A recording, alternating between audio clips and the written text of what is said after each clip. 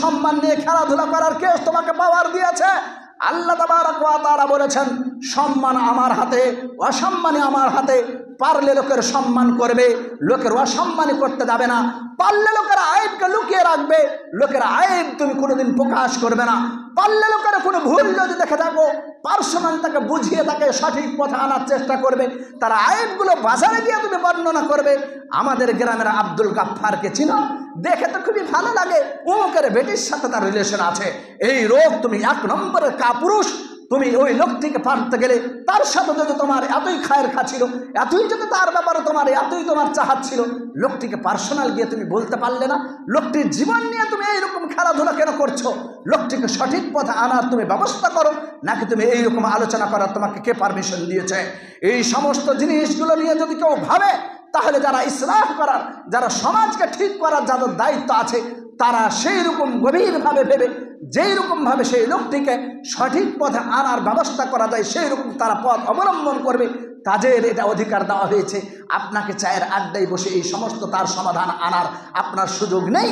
আপনাকে মসজিদে বসে, আপনাকে চেয়ারে বসে, আপনাকে ওই রকম অফিসে বসে এই সমস্ত সমালোচনা করার জন্য আপনাকে তৈরি করা হয়নি। আপনি 1 নম্বরের মুখলিস হবেন।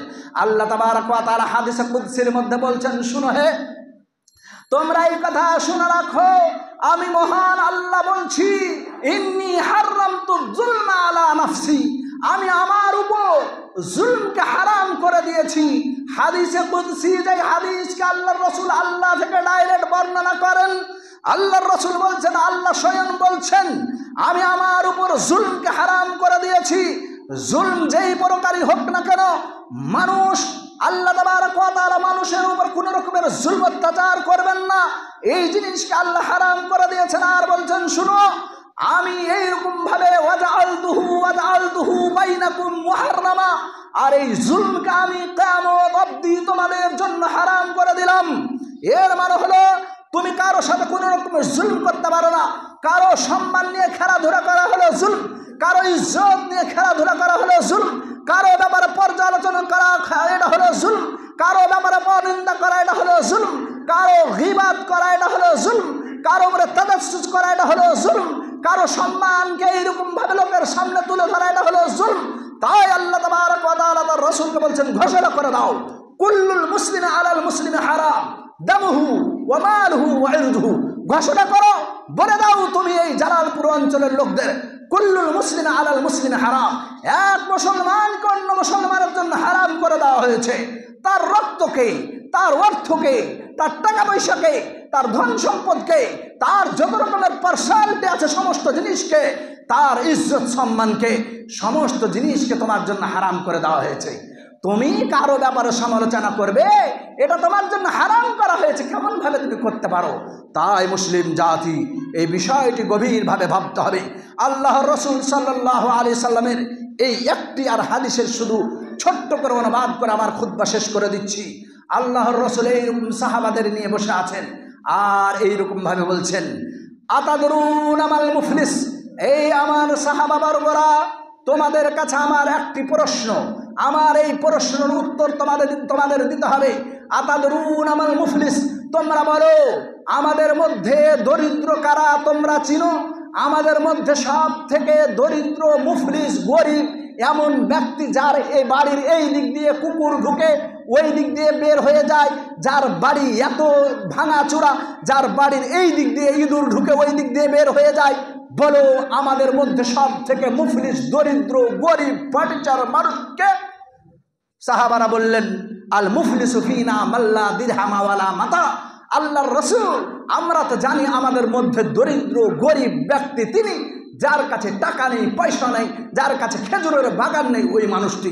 আল্লাহর রাসূল বললেন, না না না, আল মুফলিসু ফিনা, আমাদের মধ্যে মুফলিস হলো তারা যারা ইয়াতি ইয়াউমাল কিয়ামাহ, যারা কিয়ামত দিবস আসবে, বিসিয়ামিন ওয়া যাকাতিন ওয়া সাওমিন ওয়া সালাহ, যারা কিয়ামত দিবস আসবে তারা খুব বেশি বেশি নামাজ পড়ে আসবে, বেশি বেশি যাকাত দিয়ে আসবে, তারা হজ করে আসবে, যত রকমের ইবাদত সমস্তগুলি করে আসবে, কিন্তু তার সাথে সাথে করে আসবে যে কাউকে সে গালি দিয়ে আসবে, কারো গালে এক থাপ্পড় মেরে আসবে, কারো সমালোচনা করে আসবে, কারো সম্মান নিয়ে খেলাধুলা করে আসবে, কাকে খালে ঢুকিয়ে আসবে, কারো সামনে তার গর্ত খুঁড়ে আসবে, কারো সম্মান দেখে তার পেটে নাকি ব্যথা হয়ে গিয়ে তার সম্মান ডাউন করার চেষ্টাতে পড়ে তাকে ওপেন জায়গায় গিয়ে অসম্মান করে দিয়ে সে নিজের সন্তুষ্ট লাভ করবে, তার আত্মার মধ্যে কেমন না সন্তুষ্ট পাবে। ওই লোকটি হলো সব থেকে বেশি আমার উম্মতের মধ্যে দরিদ্র, কারণ সমস্ত তার আমলগুলিকে নেওয়া হবে আর ওই রামকৃষ্ণপুর গ্রামের আব্দুর রহমানকে ডাকা হবে আর বলা হবে, আব্দুর রহমান, তোমার গ্রামের আব্দুস সাত্তার হাজী সাহেব 14 বার হজ করেছে, 15 বার উমরা করেছে, সে প্রতিদিন তাহাজ্জুদ পড়েছে, যাকাত দিয়েছে, এত তার আমলের পাহাড়, এই পাহাড় থেকে তুমি তার যা তোমাকে সেই দিন চরঙ্গি বাজারে দাঁড় করে লোকেদের সামনে তোমাকে অপমান করেছে তার তুমি বদলা আজকে নিয়ে নাও, সেখান থেকে তোমার আমল, তার আমল থেকে তুমি তার বদলা নিয়ে নাও। শুধু তাই নয়, তারপরে ডাকা হবে গ্রামের আব্দুল গফফারকে, আর ডাকার পরে বলা হবে, এই যে দেখো তোমার গ্রামের আব্দুস সাত্তার বা আব্দুর রহমান 4 বারের হজ করা, 5 বারের উমরা করা, প্রত্যেক দিন তাহাজ্জুদ পড়া, এই লোকটি কতই না যাকাত দিয়েছে, কতই না কি করেছে, কিন্তু ওই যে সেই দিন তুমি তোমার গ্রামে তাকে একটি কি কথা জিজ্ঞেস করতে গেলে বলে সে রাগ করে তোমার গালের উপরে একটি থাপ্পড় মেরে দিল, তুমি তার সেই দিন ফয়সালা না নিতে পেরে তুমি আমার কাছে দিয়ে দিয়েছিলে, আজকের দিনে তুমি ফয়সালা নিয়ে নাও। গ্রামের এইরকম হযরতপুর গ্রামের ওই রকম ভাবে আব্দুল্লাহকে ডাকা হবে আর বলা হবে, আব্দুল্লাহ তুমি এসো, তোমার গ্রামের আব্দুর রহমান দেখো দেখো প্রত্যেক দিন তাহাজ্জুদ পড়তো, তার আমলের ঢের লেগে আছে, কিন্তু সেই লোকটি তোমার ব্যাপারে প্রত্যেক দিন যে সমালোচনা করতো, তোমার ব্যাপারে প্রত্যেক দিন যে সমালোচনা না করতে গেলে তার আত্মা যে ঠান্ডা হতো না, আজকের দিনে তার সমস্ত আমল থেকে তুমি নেকি নিয়ে নাও। এই করতে করতে আব্দুল্লাহ, আব্দুল গফফার, আব্দুস সাত্তার তার নেকির পাহাড় পাহাড় ছিল, সমস্ত পাহাড়গুলি শেষ হয়ে গেল। তারপরেও যে গ্রামের আরো 14 জনের সে সমালোচনা করেছে, তাদের বদলা কোথা থেকে দিবে আর পাচ্ছে না। আল্লাহ তাবারক ওয়া তাআলা বলবেন, তোমাদের সমস্ত গুনাহগুলি তার উপরে দিয়ে দাও আর চাপিয়ে দিয়ে তাকে ওয়াতুরি হাফিন নারী, আর তাকে ফেরেশতাদের বলবেন তাকে মুখের ভরে শুইয়ে দাও আর শুইয়ে দিয়ে তাকে মুখের ভরে ঘৃষ্টে জাহান্নামে নিক্ষেপ করো, কারণ আমার এই উম্মতের সম্মান নিয়ে খেলাধুলা করা হয়েছে।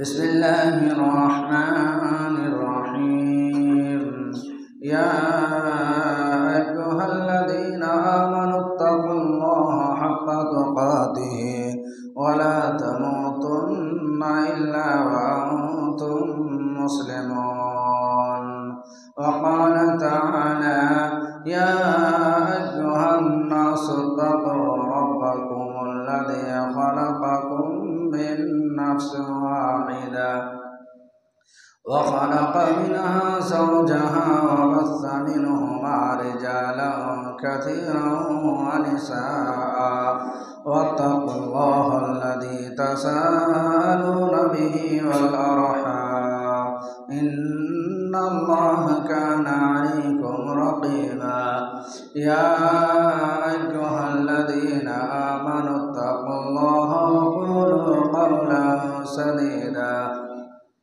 يصلح لكم أعمالكم ويغفر لكم ذنوبكم ومن يطع الله ورسوله فقد فاز فوزا عظيما أما بعد فإن خير الحديث كتاب الله وخير الهدي هدي محمد صلى الله عليه وسلم وشر الأمور محدثاتها وكل محدثة بدعة وكل بدعة ضلالة وكل ضلالة في النار.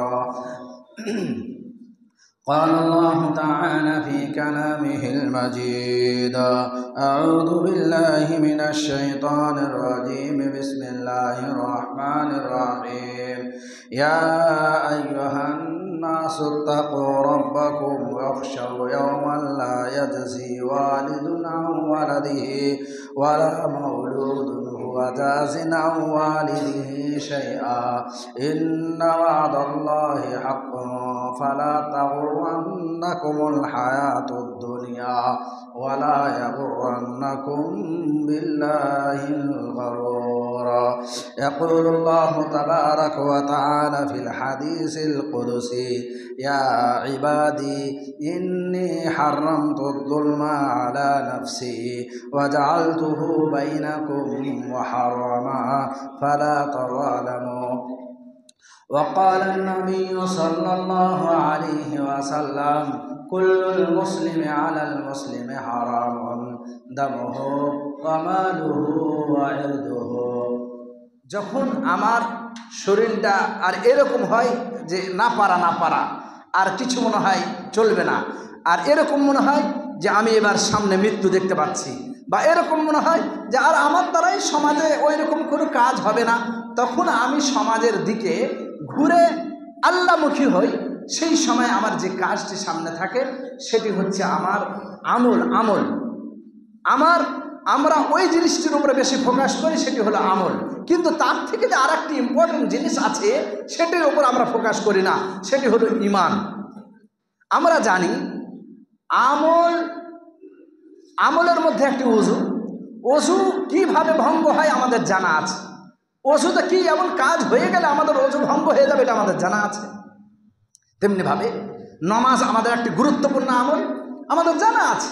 নামাজে কি এমন কাজ করতে গেলে নামাজটা আমাদের নষ্ট হয়ে যাবে। এইরকমভাবে আমাদের বিশেষ বিশেষ আমল আছে, যেরকম হজ রয়েছে। আমাদের বড় বড় আলেমেরা যে জিনিসগুলো জানেন না, হাজিরা হজ করতে যান, তিনারা জানেন কি এমন কাজ করতে গেলে আমার হজটা নষ্ট হয়ে যাবে, আবার পুনরায় আমাকে হজ করতে হবে। এই সমস্ত আমলগুলো আমাদের জানা আছে।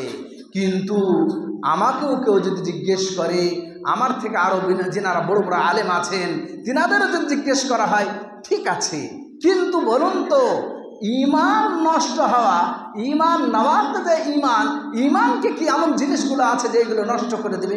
আপনার এবং আমার 10% লোকের জানা থাকছে, বাকি সবারই জানা থাকে না। কিন্তু দুটোর মধ্যে ইম্পর্টেন্ট হয়েছিল বা ইম্পর্টেন্ট আছে, সেটি হলো ঈমান। আমল পরে, ঈমান আগে। মানুষ আমলের ঢেকি লাগিয়ে দিবে, আমল করে করে করে করে করে পাহাড় করে দিবে, কিন্তু তার এমন একটি কাজ করে দিয়েছে, ঈমানটা সম্পূর্ণটাই শেষ হয়ে গেছে। সে তার বয়স্ককালে এমন হলো, মাথায় টুপি, জুব্বা, উপর থেকে রুমাল, সুবহানাল্লাহ, আলহামদুলিল্লাহ, তাসবিহ সমস্ত পাঠ করছে, লোকেরা তাকে কতই না ভালো বলছে, সমস্ত জিনিস তার ঠিক আছে, কিন্তু যেই জিনিসটি তার নেই সেটি হচ্ছে তার ঈমান নষ্ট হয়ে গেছে। আল্লাহ তাবারক ওয়া তাআলা এর জন্য এইরকম ভাবে বলেন, মানুষ তোমার জীবনের সাথে 3 রকমের আমল তোমার জীবনের সাথে জড়িয়ে আছে। ইমাম আহমদ সে হাদিসটিকে বর্ণনা করেন, মানুষকে কিয়ামত দিবস যখন ওঠানো হবে তার সাথে 3 রকমের আমল তার সাথে জড়িত থাকবে। তার মধ্যে যেই জিনিসটি সব থেকে ভয়াবহ, যেই জিনিসটি সব থেকে ডেঞ্জার, সেটি হবে এই জিনিসটি। তাই আল্লাহ রাসূল সাল্লাল্লাহু আলাইহি সাল্লাম এই হাদিসে বলছেন, মানুষকে যখন ওঠানো হবে সেই সময় তার এক প্রকারের আমল হবে, যে আমলগুলোকে আল্লাহ তাবারক ওয়া তাআলা যদি চান তাহলে সেই জিনিসগুলো আল্লাহ তাবারক ওয়া তাআলা নিজ হাতে সেইগুলো তার ক্ষমতায় এবং আদল সামনে রেখে এবং তার রহমকে সামনে রেখে, তার দয়াকে সামনে রেখে সেই জিনিসগুলোকে আল্লাহ তাবারক ওয়া তাআলা ক্ষমা করে দিয়ে তাকে জান্নাতে দিয়ে দিতে পারেন। সেই জিনিসগুলো কি? সেই জিনিসগুলো হলো আল্লাহর সাথে জড়িত এবং বান্দার নিজের অধিকারের ইবাদত। আমার শরীরের সাথে যেই সমস্ত ইবাদতগুলি জড়িত রয়েছে, ওই সমস্ত ইবাদতগুলি সে তার মধ্যে যদি আমার কোনো খামতি হয়, তার মধ্যে যদি আমার কোনো কমি হয়, তাহলে আল্লাহ তাবারক ওয়া তাআলা সেই জিনিসগুলোকে ক্ষমা করে দিবেন। যেমনভাবে মানুষের শরীরের সাথে জড়িত, মানুষের নিজের জীবনের সাথে জড়িত হলো তার নামাজ, তার জীবনের সাথে জড়িত হলো তার হজ, তার জীবনের সাথে জড়িত হলো তার যাকাত, তার জীবনের সাথে জড়িত হলো তার অন্যান্য আরও ইবাদতগুলি। এই সমস্ত ইবাদতগুলিতে তার যদি কোনো রকমের খামতি থাকে, কোনো রকমের ভুল থাকে, তাহলে সেইগুলো আল্লাহ তাবারক ওয়া তাআলা তার দয়ার ভান্ডারি থেকে সেইগুলোকে ক্ষমা করে দিয়ে তাকে জান্নাত দিতে পারেন। কিন্তু আরো দুটি তার সাথে জড়িত, তার ইবাদতের অংশ রয়েছে, তার জীবনের সাথে কর্মের সাথে জড়িত রয়েছে।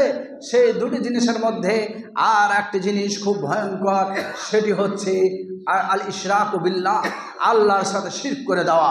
এই জিনিসটি যদি কোনো মানুষ করে দিয়ে, সেই মানুষ যদি এই দুনিয়ায় ক্ষমা না নিয়ে আল্লাহর কাছে তওবা না করে সে যদি মারা যায়, তাহলে যতই পাহাড় পাহাড় সে নেকি করে নিয়ে যাক না কেন, আল্লাহর কাছে সে কখনো তার ক্ষমার দরজা কখনোর জন্য খোলা হবে না। তাই আল্লাহ তাবারক ওয়া তাআলা এই কথাকে কোরআনে এইরকমভাবে স্পষ্ট করে দিয়েছেন, ইন্নাল্লাহা লা ইয়াগফিরু আন ইউশরাকা বিহি ওয়া ইয়াগফিরু মা দুনা যালিকা লিমান ইয়াশা। 3 নম্বর যেই জিনিসটি মানুষের কর্মের সাথে জড়িত, এটি তার থেকে আরো ভয়াবহ। এই জিনিসটি যেই মানুষের জীবনে থাকবে, সেই মানুষটির জন্য সাকসেসের পথ তার জন্য চিরজীবনের জন্য বন্ধ হয়ে যাবে যদি সেই মানুষটি তার আসল এবং তার যদি বদল, তার যদি নিয়াবত, মানে তার যদি পরের কোনো অ্যাসিস্ট্যান্ট কোনো কাজ না করে যায়, সেটি হলো তার বান্দার সাথে কোনো জড়িত একটি কোনো কর্ম। এই জিনিসটি সব থেকে বেশি ভয়ঙ্কর। তাই মুসলিম জাতি প্রত্যেক মানুষের জীবনের সাথে এই 3টি তার জিনিস জড়িত আছে। 1 নম্বর হলো নিজের ইবাদত, নিজের কর্মের সাথে যেগুলো জড়িত, মানুষের নিজের লাইফের সাথে, মানুষের নিজের জীবনের সাথে, সে যতই সে ভয়ঙ্কর হোক না কেন, সে যদি বিষ পান করে মারা যায় খুবই একটি জঘন্য গুনাহ। মানুষ যদি ফ্যানের সাথে নিজে ফাঁসি লাগিয়ে মরে যায় খুবই একটি জঘন্য গুনাহ। তারপরেও আল্লাহ যদি চান তাকে ক্ষমা করে দিবেন, কিন্তু তারপরে যেই জিনিসটা আল্লাহর সাথে জড়িত, যেই জিনিসকে আমরা একবারও ভাবছি না, সেই মানুষ প্রতিদিন ইবাদত করে যাচ্ছে, দিনের কাজ করে যাচ্ছে, কতই না লোককে দাওয়াত তাবলীগের কাজ করছে, কিন্তু সে বুঝতে পারে না আমার মাধ্যম দিয়ে এমন কি বড় শিরক হয়ে যাচ্ছে, আমার সমস্ত আমার আমল, সমস্ত আমার নিজের করা ধরা সব নষ্ট হয়ে থেকে যাবে। তাই আমাদের সব থেকে গুরুত্বপূর্ণ যে জিনিসগুলো ছিল, তার মধ্যে এই জিনিসটিকে আল্লাহ তাবারক ওয়া তাআলা এইরকমভাবে যখন বর্ণনা করে দিলেন, তাহলে সেই জায়গাগুলোকে আমাদের আহলুস সুন্নাহ ওয়াল জামাআহ এবং আমাদের সালাফেরা এই জিনিসগুলোর উপর খুব ধ্যান দিয়ে, সেই জন্য তিনারা বিদআতকে এবং শিরককে খুব লোকের সামনে বেশি বেশি করে তাকে তার ইম্পর্টেন্ট দিকগুলো, তার যেই দিকগুলো বেশি মানুষের জন্য গ্রহণযোগ্য, বেশি মানুষের জন্য গুরুত্বপূর্ণ দিক, সেইগুলো বেশি বেশি তুলে ধরেছেন এবং এইরকমভাবে বর্ণনা করে দিয়েছেন মানুষের লাইফে, তার লাইফ যদি সে সাকসেস করতে চায় তাহলে তাকে শিরক থেকে অবশ্যই বাঁচতে হবে এবং বিদআত থেকে অবশ্যই বাঁচতে হবে। কারণ শিরকটা হলো আল্লাহর সাথে সম্পূর্ণ জড়িত এবং বিদআতটা হলো আল্লাহর রাসূলের সাথে জড়িত। মানুষের লাইফে যদি শিরক থাকে তাহলে আল্লাহর কাছে তার কোনো পরিত্রাণ নেই, আর তার লাইফে যদি কোনো বিদআত থাকে তাহলে সেই লোকটি আল্লাহর রাসূলের সুপারিশ পাবে না, সেই লোকটি কোনো মতেই আল্লাহর রাসূলের সুপারিশের গ্রহণযোগ্য হতে পারে না। তাই আমাকে কোনো কাজ করতে গেলে আমি এতই ভালো ইবাদত করছি, আমি এতই ভালো কাজ করছি, কিন্তু সেই কাজটির সাথে সাথে আমাকে দেখতে হবে সেই কাজটির সাথে আমার শিরক তো জড়ে যায় না, সেই কাজটির সাথে আমার বিদআত তো জড়ে যায় না। এমন কোনো কাজ তো আমি করে দিই না যেই কাজটির মধ্যে কোনো নতুনত্ব জিনিস ঢুকে গেল, যেই কাজের সাথে আল্লাহর রাসূলের কোনো মিল নেই, যেই কাজের সাথে আল্লাহর হুকুমের কোনো মিল নেই। যদি এই জিনিসটি থেকে যায় তাহলে তা আমার ইবাদতটি সম্পূর্ণ নষ্ট হয়ে যাবে। আর 3 নম্বর যেটা আজকে আমার খুতবার বিষয়, সেটি হচ্ছে যেটি সব থেকে বেশি গুরুত্বপূর্ণ, সেটি হচ্ছে যে বান্দার সাথে অন্য বান্দার কোনো কর্মের জড়িত। এই জিনিসটি সব থেকে আমাদের কাছে বেশি ভয়ঙ্কর জিনিস। 2 নম্বরটি হচ্ছে আল্লাহ তাবারক ওয়া তাআলা তাকে জান্নাতে দিবেন না। 3 নম্বর জিনিসটি হচ্ছে এইরকম ডেঞ্জার জিনিস, মানুষ তার লাইফে কতই না নেকি করলো, মানুষ তার লাইফে কতই না নেকি করে রেখেছে, তার নেকির পাহাড়ে পাহাড় করে দিয়েছে, কিন্তু তারপরেও আল্লাহর রাসূল সাল্লাল্লাহু আলাইহি সাল্লাম সেই লোকটিকে সব থেকে বেশি দরিদ্র বলেছেন।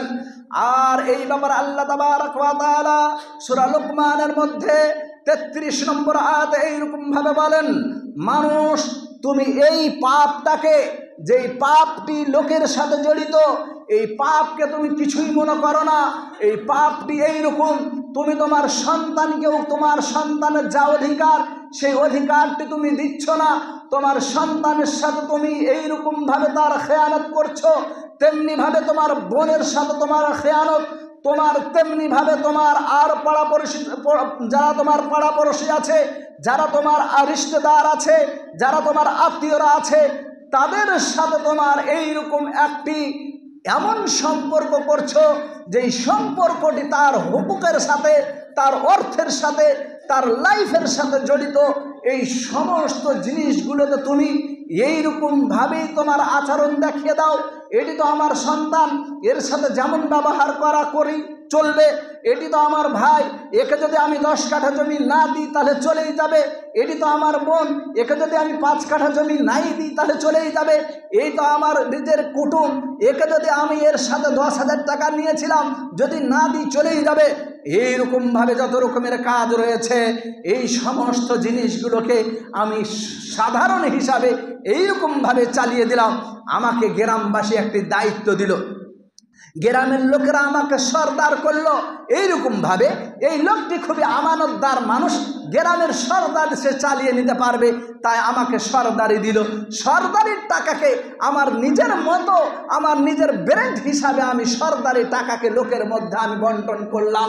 এই সমস্ত জিনিসগুলোকে আমি ভাবলাম মনে হয় আমার নিজের অধিকার আমি নিজের মতোই করে নিই। আল্লাহ তাবারাক ওয়া তাআলা বলছেন, শুনো হে ইয়া আইয়ুহান নাসু তাকু রাব্বাকুম ওয়াখশাউ ইয়াওমান লা ইয়াজজি ওয়ালিদুন আন ওয়ালাদিহি ওয়ালা মাওলুদুন হুয়া জাযিন আন ওয়ালিদিহি শাইআ ইন্না ওয়াদাল্লাহি হাক্কুন ফালা তাগুররান্নাকুমুল হায়াতুদ দুনিয়া ওয়ালা ইয়াগুররান্নাকুম বিল্লাহিল গারুর।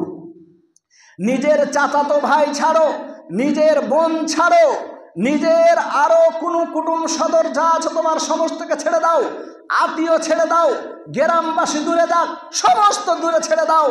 যদি তোমার সন্তানের ব্যাপারে তোমার আল্লাহর ভয় না থাকে, যদি তোমার সন্তানের ব্যাপারে আল্লাহর ভয় না থাকে তাহলে তুমি শুনো, তোমার সন্তানের ব্যাপারে তুমি আল্লাহকে দেখে ভয় করো, আল্লাহর ভয় তোমার মধ্যে ঢুকিয়ে রাখো। তোমার সন্তানের সাথেও তুমি সেই রকম ব্যবহার করতে পারো না, তোমার সন্তানের আমানত তুমি খেয়ানত করতে পারো না, কারণ তোমার সন্তানও কিয়ামত দিবস তোমাকে ছেড়ে দিবে না। সেই দিন বলবে আল্লাহকে, আল্লাহ তুমি আগে আমার বাপের সঙ্গে আমার সমাধা করে দাও। এই বাবা 1 নম্বরের আমার গাদ্দারি আমার সঙ্গে করেছে, আমার লাইফের সঙ্গে খেয়ানত করেছে, আমার পুরো লাইফকে সে নষ্ট করেছে, আমার জীবনের সঠিক পথ আমাকে না দেখিয়ে আমাকে এমন লোকের পথে সে হাঁটিয়েছে যেই পথটি শয়তানের পথ। তাই প্রথম বাবার সঙ্গে ছেলের হিসাব হবে। মহান আল্লাহ বলছেন, তাহলে যদি তোমার বাবা সন্তানের এই হিসাব আল্লাহ না ছেড়ে দিয়ে সেই দিন বাবা সন্তানের হিসাব হতে গেলে তাহলে গ্রাম পাড়া পড়োশি আর রিশতেদার কুটুম সদর বোন ভাইয়ের সাথে যা আমাদের লেনদেন যেই রকমের হোক না কেন, সে তার জমি জায়গা নিয়ে হোক, টাকা পয়সা নিয়ে হোক, তার পরনিন্দা হোক, তার গীবত হোক, তার সমালোচনা হোক, যত রকমের জিনিস আছে সমস্ত জিনিসের হিসাব আগে আপনার নেওয়া হবে। আজকে আমার লাইফটা এমন হয়েছে, এমন কিছু জিনিস আছে যেই জিনিসগুলো আমরা ইন্টারেস্টের সঙ্গে মজার সঙ্গে সেই জিনিসগুলো আমাদের ভোগ করতে খুব ভালো লাগে। তার মধ্যে 1 নম্বর জিনিস এই জিনিসটা হয়ে দাঁড়িয়েছে আমাদের মতো আলেমেরাও এই জিনিসে খুব জড়িয়ে আছেন। এবং আপনাকে বলেছি, শিক্ষিত লোকেরাই মনে হয় এই জিনিসে বেশি জড়িয়ে আছে। সে জেনারেল শিক্ষিত হোক এবং সে দিনী শিক্ষার লোকেরা হোক। আর জেনারেল শিক্ষিতর মধ্যে জিনাদের কাজকর্ম কম রয়েছে, যারা চায়ের আড্ডায় বসে থাকে তাদের সাথে এই জিনিসটি জড়িয়ে পড়েছে। সেটি হলো অন্যর জীবন নিয়ে তার খেলাধুলা, অন্যর সম্মান নিয়ে খেলাধুলা, অন্যকে নিয়ে তার পরনিন্দা করা, অন্যর জীবন নিয়ে সে আলোচনা করা, অন্যর কর্ম নিয়ে সে নিজের মধ্যে সমালোচনা করা। এই জিনিসটি আমাদের মধ্যে দাঁড়িয়ে পড়েছে। চারজন আলেম যদি বসে যাচ্ছেন, তাহলে অন্য আলেমের ব্যাপারে সে আলোচনা, অন্য গ্রামের লোকের ব্যাপারে আলোচনা, গ্রামের উমুকের ব্যাপারে আলোচনা। চারজন মোড়ল সর্দার যদি বসে যান, গ্রামের উমুক লোকের ব্যাপারে আলোচনা, গ্রামে উমুক লোকের জীবন কেমন কাটছে তা নিয়ে আলোচনা। চারজন মাস্টার যদি কোনো চেয়ারে বসে যাচ্ছেন, কোনো টেবিল সামনে নিয়ে, তাহলে টেবিলে গোল টেবিলে বসে তাদের উমুকের ব্যাপারে আলোচনা। উমুক এইরকম ছিল, উমুকের জীবনে এইরকম হয়েছে, এই সমস্ত আমাদের জীবনে চলছে। পাঁচজন যদি গ্রামের মোড়ল সর্দার, চারজন হাজি, পাঁচজন সর্দার, মাথায় টুপি, উপর থেকে রুমাল, উপর থেকে পাঞ্জাবি, চায়ের দোকানে বসে গিয়ে এইরকম সামনে একটা স্ক্রিনে এইরকম খুব সুন্দর একটা টিভি চালিয়ে দিয়ে তার সামনে কি সুন্দর টিভির সামনে বসে সুবহানাল্লাহ আলহামদুলিল্লাহ মসজিদ থেকে করে গিয়ে টিভির সামনে সুন্দরভাবে বসে গেছে, কি নাকি এখন ফেরেশতা মনে হয় আসমান থেকে পড়ে বসে গেল, এইরকম ফেরেশতার মতো চেহারা নিয়ে দাড়িগুলো পেকে গেছে, দেখে নাকি ফেরেশতার মতো মনে হচ্ছে। এইরকম টিভির স্ক্রিন চলছে, চায়ের আড্ডায় বসে আছে, আর এক অপরের সমালোচনা শুরু করে দিয়েছে। গ্রামের উমুকের বহু এরকম, উমুকের বেটিও এরকম, উমুকের বেটি ওই জায়গায় গিয়ে ধরা পড়েছে, তাকেই নাকি সমস্ত দায়িত্ব দিয়ে দেওয়া হয়েছে। আরে শুনে রাখো, উমুকের বেটি যদি ওই কাজ করে থাকে, তারপরে যদি ওই ব্যাপার নিয়ে আলোচনা করো, এটাকেই বলা হয়েছে সব থেকে তুমি বেশি দরিদ্র। আরে উমুকের বেটি যদি জেনা করে থাকে, ওই বিষয়টি নিয়ে যদি তুমি বাজারে আলোচনা করো, এরই নাম গীবত, এরই নাম পরনিন্দা, এরই নাম এটাই যাকে আল্লাহ তাবারক ওয়া তাআলা তার রাসূলের মাধ্যমে বলেছেন এই লোকটি সব থেকে কিয়ামত দিবস দরিদ্র হবে, সব থেকে বেশি গরিব হবে এই লোকটি। আরে গ্রামের উমুক মাওলানা কি না করেছে, এই নিয়ে তোমাকে আলোচনা করার অধিকার কে দিয়েছে? এই সমস্ত আলোচনা করে তুমি পুরো সমাজকে নোংরা করছো। শুনে রাখো, এই জিনিসটি সব থেকে বেশি ভয়ঙ্কর জিনিস হয়ে পড়েছে। আল্লাহ তাবারক ওয়া তাআলা মানুষকে তার নিজের ব্যাপারেই ভাবার তাকে অধিকার দিয়েছে। নিজের লাইফ ঠিক করো, নিজের লাইফ নিয়ে চলাচল করো। আল্লাহ তাবারক ওয়া তাআলা তোমাকে দিয়েছে সমাজের মধ্যে আমন শান্তি আনবে, সমাজের মধ্যে তুমি এইরকম নোংরামিকে শেষ করবে, তা নিয়ে তোমাকে বলা হয়েছে নাকি গ্রামের মধ্যে দ্বন্দ্ব সৃষ্টি করো, উমুকের পর্দা নিয়ে খেলাধুলা করো, উমুকের সম্মান নিয়ে খেলাধুলা করো? কে তোমাকে এরকম পাওয়ার দিল হে? অন্যর সম্মান নিয়ে খেলাধুলা করার কে তোমাকে পাওয়ার দিয়েছে? আল্লাহ তাবারক ওয়া তাআলা বলেছেন সম্মান আমার হাতে, অসম্মানী আমার হাতে। পারলে লোকের সম্মান করবে, লোকের অসম্মানী করতে যাবে না। পারলে লোকের আয়েবকে লুকিয়ে রাখবে, লোকের আয়েব তুমি কোনোদিন প্রকাশ করবে না। পারলে লোকের কোনো ভুল যদি দেখে থাকো, পার্সোনাল তাকে বুঝিয়ে তাকে সঠিক পথে আনার চেষ্টা করবে, তার আয়েবগুলো বাজারে গিয়ে তুমি বর্ণনা করবে। আমাদের গ্রামের আব্দুল গাফফারকে চিনো? দেখে তো খুবই ভালো লাগে, উমুকের বেটির সাথে তার রিলেশন আছে। এই রোগ তুমি এক নম্বরের কাপুরুষ। তুমি ওই লোকটিকে পারতে গেলে তার সাথে যদি তোমার এতই খায়ের খা ছিল, এতই যদি তার ব্যাপারে তোমার এতই তোমার চাহাত ছিল, লোকটিকে পার্সোনাল গিয়ে তুমি বলতে পারলে না? লোকটির জীবন নিয়ে তুমি এইরকম খেলাধুলা কেন করছো? লোকটিকে সঠিক পথে আনার তুমি ব্যবস্থা করো, নাকি তুমি এইরকম আলোচনা করার তোমাকে কে পারমিশন দিয়েছে? এই সমস্ত জিনিসগুলো নিয়ে যদি কেউ ভাবে, তাহলে যারা ইসলাহ করার, যারা সমাজকে ঠিক করার যাদের দায়িত্ব আছে, তারা সেই রকম গভীরভাবে ভেবে যেই রকমভাবে সেই লোকটিকে সঠিক পথে আনার ব্যবস্থা করা যায় সেই রকম তারা পথ অবলম্বন করবে। তাদের এটা অধিকার দেওয়া হয়েছে। আপনাকে চায়ের আড্ডায় বসে এই সমস্ত তার সমাধান আনার আপনার সুযোগ নেই। আপনাকে মসজিদে বসে, আপনাকে চেয়ারে বসে, আপনাকে ওই রকম অফিসে বসে এই সমস্ত সমালোচনা করার জন্য আপনাকে তৈরি করা হয়নি। আপনি এক নম্বরের মুখলিস হবেন। আল্লাহ তাবারক ওয়া তাআলা হাদিসে কুদসির মধ্যে বলছেন, শুনো হে, তোমরা এই কথা শুনে রাখো, আমি মহান আল্লাহ বলছি, ইন্নী হারামতু যুলমা আলা নাফসি, আমি আমার উপর জুলমকে হারাম করে দিয়েছি। হাদিসে কুদসি, যে হাদিসকে আল্লাহর রাসূল আল্লাহ থেকে ডাইরেক্ট বর্ণনা করেন। আল্লাহর রাসূল বলছেন, আল্লাহ স্বয়ং বলছেন, আমি আমার উপর জুলমকে হারাম করে দিয়েছি। জুলম যেই প্রকারই হোক না কেন, মানুষ, আল্লাহ তাবারক ওয়া তাআলা মানুষের উপর কোনো রকমের জুলম অত্যাচার করবেন না, এই জিনিসকে আল্লাহ হারাম করে দিয়েছেন। আর বলছেন, শুনো, আমি এইরকম ভাবে ওয়াজআলতুহু বাইনাকুম মুহাররামা, আর এই জুলমকে আমি কিয়ামত অবধি তোমাদের জন্য হারাম করে দিলাম। এর মানে হলো তুমি কারো সাথে কোনো রকমের জুলম করতে পারো না। কারো সম্মান নিয়ে খেলাধুলা করা হলো জুলম, কারো ইজ্জত নিয়ে খেলাধুলা করা হলো জুলম, কারো ব্যাপারে পর্যালোচনা করা এটা হলো জুলম, কারো ব্যাপারে পরনিন্দা করা এটা হলো জুলম, কারো গীবাত করা এটা হলো জুলম, কারো উপরে তাজাসসুস করা এটা হলো জুলম, কারো সম্মানকে এইরকম ভাবে লোকের সামনে তুলে ধরা এটা হলো জুলম। তাই আল্লাহ তাবারক ওয়া তাআলা তার রাসূলকে বলছেন ঘোষণা করে দাও, কুল্লুল মুসলিমি আলাল মুসলিমি হারাম দামুহু ওয়া মালুহু ওয়া ইরদুহু। ঘোষণা করো, বলে দাও তুমি এই জালালপুর অঞ্চলের লোকদের, কুল্লুল মুসলিমি আলাল মুসলিমি হারাম, এক মুসলমানকে অন্য মুসলমানের জন্য হারাম করে দেওয়া হয়েছে। তার রক্তকে, তার অর্থকে, তার টাকা পয়সাকে, তার ধন সম্পদকে, তার যত রকমের পার্সোনালিটি আছে সমস্ত জিনিসকে, তার ইজ্জত সম্মানকে, সমস্ত জিনিসকে তোমার জন্য হারাম করে দেওয়া হয়েছে। তুমি কারো ব্যাপারে সমালোচনা করবে, এটা তোমার জন্য হারাম করা হয়েছে, কেমন ভাবে তুমি করতে পারো? তাই মুসলিম জাতি এই বিষয়টি গভীরভাবে ভাবতে হবে। আল্লাহর রাসূল সাল্লাল্লাহু আলাইহি সাল্লামের এই একটি আর হাদিসের শুধু ছোট্ট করে অনুবাদ করে আমার খুতবা শেষ করে দিচ্ছি। আল্লাহর রাসূল এইরকম সাহাবাদের নিয়ে বসে আছেন আর এইরকম ভাবে বলছেন, আতাদরুন আমাল মুফলিস, এই আমার সাহাবা বর্গরা, তোমাদের কাছে আমার একটি প্রশ্ন, আমার এই প্রশ্নের উত্তর তোমাদের দিতে হবে। আতাদরুন আমাল মুফলিস, তোমরা বলো আমাদের মধ্যে দরিদ্র কারা তোমরা চিনো? আমাদের মধ্যে সব থেকে দরিদ্র, মুফলিস, গরিব এমন ব্যক্তি যার এই বাড়ির এই দিক দিয়ে কুকুর ঢুকে ওই দিক দিয়ে বের হয়ে যায়, যার বাড়ি এত ভাঙাচোরা, যার বাড়ির এই দিক দিয়ে ইঁদুর ঢুকে ওই দিক দিয়ে বের হয়ে যায়। বলো আমাদের মধ্যে সব থেকে মুফলিস, দরিদ্র, গরিব, পাটিচার মানুষকে? সাহাবারা বললেন, আল মুফলিসু ফিনা মাল্লা দিরহামা ওয়ালা মাতা। আল্লাহর রাসূল, আমরা তো জানি আমাদের মধ্যে দরিদ্র গরিব ব্যক্তি তিনি, যার কাছে টাকা নেই, পয়সা নেই, যার কাছে খেজুরের বাগান নেই, ওই মানুষটি। আল্লাহর রাসূল বললেন, না না না, আল মুফলিসু ফিনা, আমাদের মধ্যে মুফলিস হলো তারা যারা ইয়াতি ইয়াউমাল কিয়ামাহ, যারা কিয়ামত দিবস আসবে, বিসিয়ামিন ওয়া যাকাতিন ওয়া সাওমিন ওয়া সালাহ, যারা কিয়ামত দিবস আসবে তারা খুব বেশি বেশি নামাজ পড়ে আসবে, বেশি বেশি যাকাত দিয়ে আসবে, তারা হজ করে আসবে, যত রকমের ইবাদত সমস্তগুলি করে আসবে।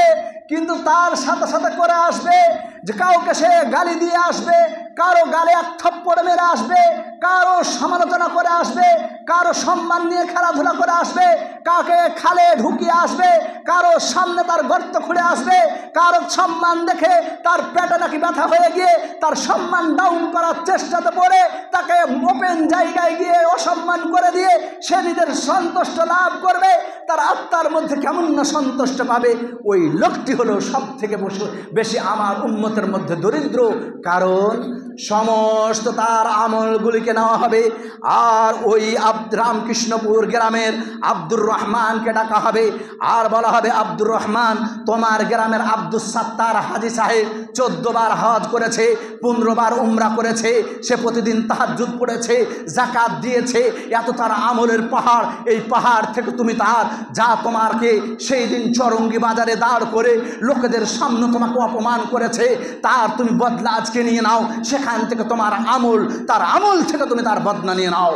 শুধু তাই নয়, তারপরে ডাকা হবে গ্রামের আব্দুল গফফারকে, আর ডাকার পরে বলা হবে, এই যে দেখো তোমার গ্রামের আব্দুস সাত্তার বা আব্দুর রহমান, 4 বারের হজ করা, 5 বারের উমরা করা, প্রত্যেকদিন তাহাজ্জুদ পড়া, এই লোকটি কতই না যাকাত দিয়েছে, কতই না কি করেছে, কিন্তু ওই যে সেই দিন তুমি তোমার গ্রামে তাকে একটি কি কথা জিজ্ঞেস করতে গেলে বলে সে রাগ করে তোমার গালের উপরে একটি থাপ্পড় মেরে দিল, তুমি তার সেই দিন ফয়সালা না নিতে পেরে তুমি আমার কাছে দিয়ে দিয়েছিলে, আজকের দিনে তুমি ফয়সালা নিয়ে নাও। গ্রামের এইরকম হযরতপুর গ্রামের ওই রকম ভাবে আব্দুল্লাহকে ডাকা হবে আর বলা হবে, আব্দুল্লাহ তুমি এসো, তোমার গ্রামের আব্দুর রহমান দেখো দেখো প্রত্যেকদিন তাহাজ্জুদ পড়তো, তার আমলের ঢের লেগে আছে, কিন্তু সেই লোকটি তোমার ব্যাপারে প্রত্যেকদিন যে সমালোচনা করত, তোমার ব্যাপারে প্রত্যেকদিন যে সমালোচনা না করতে গেলে তার আত্মা যে ঠান্ডা হতো না, আজকের দিনে তার সমস্ত আমল থেকে তুমি নেকি নিয়ে নাও। এই করতে করতে আব্দুল্লাহ, আব্দুল গফফার, আব্দুস সাত্তার, তার নেকির পাহাড়ে পাহাড় ছিল, সমস্ত পাহাড়গুলি শেষ হয়ে গেল। তারপরেও যে গ্রামের আরো 14 জনের সে সমালোচনা করেছে, তাদের বদলা কোথা থেকে দিবে আর পাচ্ছে না। আল্লাহ তাবারক ওয়া তাআলা বলবেন, তোমাদের সমস্ত গুনাহগুলি তার উপরে দিয়ে দাও আর চাপিয়ে দিয়ে তাকে ওয়াতুরি হাফিন নারী, আর তাকে ফেরেশতাদের বলবেন তাকে মুখের ভরে শুইয়ে দাও আর শুইয়ে দিয়ে তাকে মুখের ভরে ঘৃষ্টে জাহান্নামে নিক্ষেপ করো, কারণ আমার এই উম্মতের সম্মান নিয়ে খেলাধুলা করা হয়েছে। মুসলিম জাতি আমাদের সামনে আজকে এই বক্তব্য বক্তব্যের মূল উদ্দেশ্য হলো আমরা আমল করছি ঠিক আছে, কিন্তু এমন কিছু আমরা কাজ করে দিই যাতে আমাদের ঈমান নষ্ট হয়ে যায়, এমন কিছু শিরক করে দিই যাতে আমাদের ঈমান নষ্ট হয়ে যায়, এমন কিছু বিদআত করে দিই যা আমাদের ঈমানের কিচ্ছুই রাখে না। আর তারপরে 3 নম্বরের যে সব থেকে ভয়ঙ্কর জিনিস সেটি হলো এই যে হুকুকুল ইবাদ, বান্দার সাথে সম্পর্কিত হক, এই জিনিস থেকে আমাদের বাঁচতে হবে। আল্লাহর কাছে অবশেষে দোয়া করি, আল্লাহ তুমি গফফার, তুমি সাত্তার, তুমি রহমান, তুমি রহিম। আমাদের এই ভয়াবহ অসুখ, যে অসুখটি আমাদের বেশিরভাগ লোকের মধ্যে ঢুকে আছে, প্রথম আমি আমার জন্য আল্লাহ তোমার কাছে দোয়া করছি, এই ভয়াবহ অসুখ থেকে তুমি আমাকে বাঁচিয়ে নিও। আমি যেন কখনো অন্যর সমালোচনা না করি, অন্যর ইজ্জত নিয়ে খেলাধুলা না করি। আল্লাহ তুমি আমাকে সঠিক পথ দেখাও। সাথে সাথে আমরা যেনারা এই জায়গায় উপস্থিত আছি সবাইকে তুমি গ্রহণ করো, আল্লাহুম্মা আমিন। আল্লাহ তুমি সমস্ত মানুষকে এই ভয়াবহ অসুখ থেকে হেফাজত করে নিও, আল্লাহুম্মা আমিন। আল্লাহ এতদিন ধরে আমরা যা অন্যর সমালোচনা করেছি, আল্লাহ গীবত করেছি, অন্যর হক মেরেছি, আল্লাহ অন্যর সাথে অন্যর টাকা মেরে খেয়েছি, আল্লাহ আমরা এই সমস্ত জিনিসগুলো যাতে আমাদের হয়ে থাকে, আল্লাহ তুমি আমাদের স্মরণে দিয়ে দাও, আমি তার টাকা ঘুরিয়ে দিব। আল্লাহ তার সাথে আমার যদি কোনো সম্পর্ক এরকম হয়ে থাকে আমি তার কাছে ক্ষমা নিয়ে নেব। আল্লাহ তুমি আমাদের স্মরণে দিয়ে দাও, আমাদের হেদায়েত দাও। আল্লাহ যেন আমাদের বান্দার সাথে কোনো হক নিয়ে আমরা যেন না মারা যায়, আল্লাহ তুমি আমাদের তৌফিক দিও, আল্লাহুম্মা আমিন। আল্লাহ যিনারা অসুস্থ আছেন তাদের সুস্থতা দান করো, আল্লাহুম্মা আমিন। আল্লাহ তুমি আমাদের মধ্যে যিনারা কবরবাসী হয়ে গেছেন তাদের তুমি জান্নাতবাসী করো, আল্লাহুম্মা আমিন। আকুলু কওলি হাযা ওয়া আস্তাগফিরুল্লাহ লি ওয়া লাকুম ওয়া লিসাইরিল মুসলিমিন ফাস্তাগফিরুহ।